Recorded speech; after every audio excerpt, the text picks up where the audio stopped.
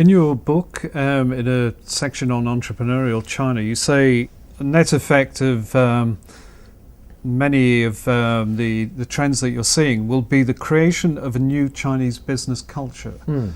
How do you see that developing? In my book, I talk about, I talk about major, primarily 4 themes, but 2 of the themes are actually quite important.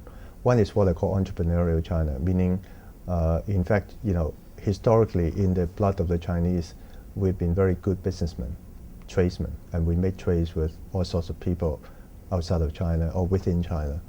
It's just, in the first 30 years of the communist rule, the whole thing was suppressed. There's no allowance of entrepreneurship at all. But with Deng Xiaoping's economic reform, people are allowed to do their business. And as you know, today, the entrepreneurism in China really is flourishing. And we have many, many very successful, fast-growing Chinese privately owned companies that are bona fide, leaders in the respective industries. On the other hand, we have the so-called official China. Official China means the strong role that the Chinese government plays in directing the development of the country, in particular the development of the Chinese economy. And that is actually a remnant from the communist system, where everything was sort of planned. There's a planned economy, top-down, and so on. And even though with the economic reform, that top-down planning aspect of the Communist Party is still very much there. So this combination of the top-down government directive plus the grassroots entrepreneurism of China is a very unique combination. And in turn, it would sort of influence or dictate the culture of many of these fast-growing Chinese companies, and that they're very entrepreneurial. They are not afraid of making decisions. They see the market opportunity right in front of their eyes, and the market usually change very rapidly, so they typically will make decisions very fast. And decisions can sometimes be concentrated in one person or few people, but then they're not afraid of making experimentation. Do something in the marketplace, maybe 80-20, test it.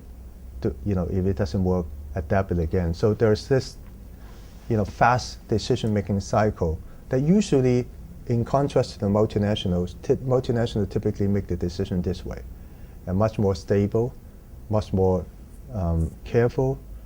But then, there's always a process that decisions are being made, whereas the Chinese typically making decisions this way. So it's a very different culture. It's not right or wrong. It's just, in some cases, the Chinese has an upper hand because they can move faster. But in some cases, the multinationals can win because they're safer and they're, much more focused on the governance as well as the prudent decision-making process. You make an interesting point that they're moving fast, in part because they're producing goods and services that are just good enough. Then looking to the next cycle to make improvements. That's right. Constantly improving. That's exactly right. And so some of the leading Chinese companies, and I refer that in the article in my book, for example, even Lenovo included, but the Huawei, the ZTEs, these are the companies who are not afraid of making adaptations and experimentation, but they move very fast and they put money into doing R&D, and they just much more responsive to the market needs compared to some of the Western incumbents. How do you think multinationals can really cope with that sort of competition, though? That is the challenge, actually, and this is exactly the theme that I talk in my book. Is no longer this is only a competition based on so-called technology or hardware or processes. It's a competition of mindsets.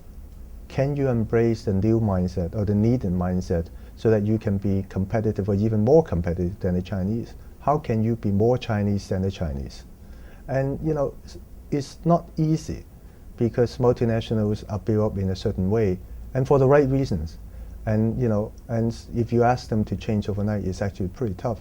But multinational, first of all, more and more multinationals are finding that is happening and beginning to accept that that is the fact of, whether you like it or not, this is a fact. China is producing both tremendous opportunity of the market demand, but at the same time, China is also producing a new set of competitors.